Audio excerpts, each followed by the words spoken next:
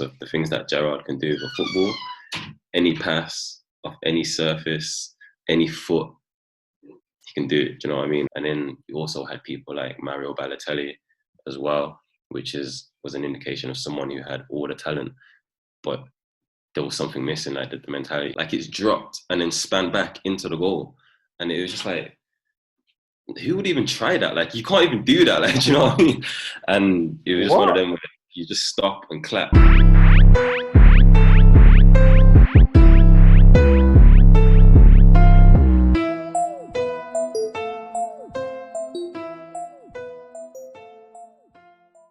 During that time period, you've experienced like a lot of players in the first team. What kind of players were still there at Liverpool around that time? That season when I started, when I was 18, by this time I was full-time with the first team at the end of that season. The likes of Sturridge was there, but he was experiencing a lot of injuries. Suarez was still there, Coutinho, Gerrard, Jose Enrique, people like that. There was some huge names in the changing room still, definitely. So being around that, like, it's just, for you being a young player, like that keeps you, number one, on track of what the goal actually is, and number two, like you're playing with world-class players. So number one, what did you see in training? And number two, what kind of things would they say to you?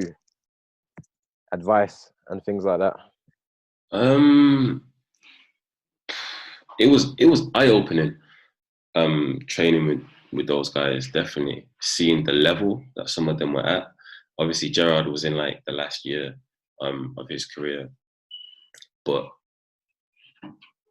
the training with those guys, Gerrard was the best. Like, even though like you had the likes of Suarez, Coutinho, so the things that Gerrard can do with football, any pass off any surface, any foot, he can do it. Do you know what I mean? And there'll be moments where you do things in training and people will just stop and clap, and you just be thinking, yeah, that's why he's Steven Gerrard. You like to train with somebody like that day in, day out. You can see everything. Sometimes you don't see it on a match day. Do you know what I mean? Just watching in the Premier League, you can see he's a world-class player, but training with them guys day in, day out, you see certain things and you're like, damn, you know what I mean? But it was very eye-opening because at the same time, you see people like that. You see people like Coutinho who just have an unbelievable God-given talent that they can do crazy things with the football as well. Small guy, you just can't get near him. And then you also had people like Mario Balotelli as well, which was an indication of someone who had all the talent, but there was something missing, like the mentality, and it wasn't 100% right. Do you know what I mean? So yeah, it was definitely eye-opening. So, two things. One, I remember one time you told me it was like one of Steven Gerrard's last training sessions or something, and you're saying he still could have played on if he wanted to. He said something about, I just remember he zinged the ball like the other side of the pitch with his left foot, and it didn't go like this, it didn't go like that, it didn't bounce, it just went like this across the pitch.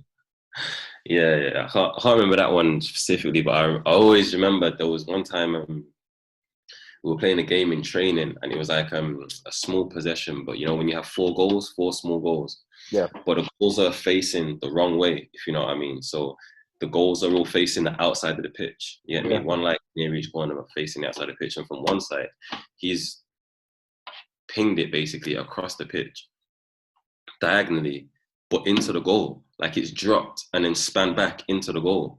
And it was just like, who would even try that? Like, you can't even do that. Like, do you know what I mean?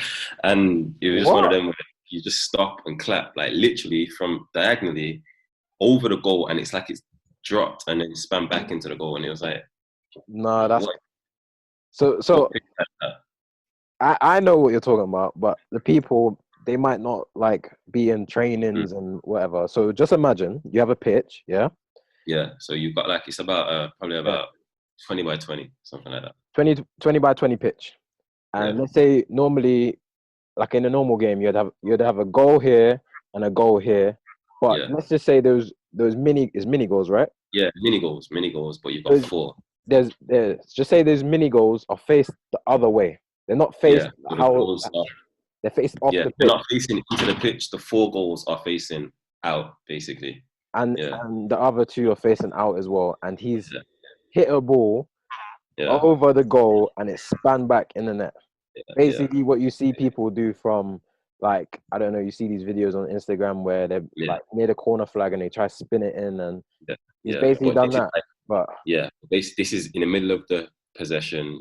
People are ratting around because it's a small game, pressing. Obviously, Rodgers wanted everyone pressing. It's tight, and it was on about 2-3 touch max, and you just, yeah. That was definitely one of the moments. Like, yeah, that's Steve. Yeah. I'm not gonna lie. I don't think I've been around greatness like that before. Mm-hmm. That sounds like madness. So Definitely. what was he like as a captain?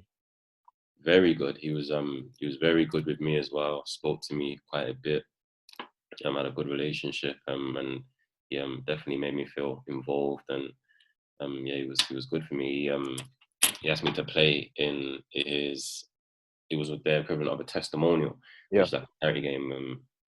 And it was basically his all-star team against Carragher's all-star team. Yeah, so he asked me and a few other players to play as well, and I ended up starting that game. Funny enough, on a front three, I was on the left, Thierry Henry in the middle, and Ryan Babel on the right. madness. Yeah, that was, I could never thank him enough for that. That was gave me the opportunity to obviously meet my idol, speak to him, obviously rack his brains and get into answer questions and things like that. So yeah, it was good. Yeah, man. So obviously after that stage, um, you you have another season at Liverpool after that. Mm. Where would you say the reason why you felt like maybe it was time to move on? There was a lot of factors. Um, Looking at the players that they had there, it was always going to be difficult for it's always going to be difficult for a young striker to go in there and play regularly. Do you know what I mean? And you're going to need time to adjust and to break yourself into a team like that. It's always going to be difficult. People that came after me have obviously found the same thing. It was obviously a contract situation. I was coming to the end of my contract, and it felt right at that time with the options that I had on the table. Um, to go elsewhere. Obviously, I did it with a heavy heart. I didn't want to leave the club, but I think at that moment in time, it was right to make the decision that I did.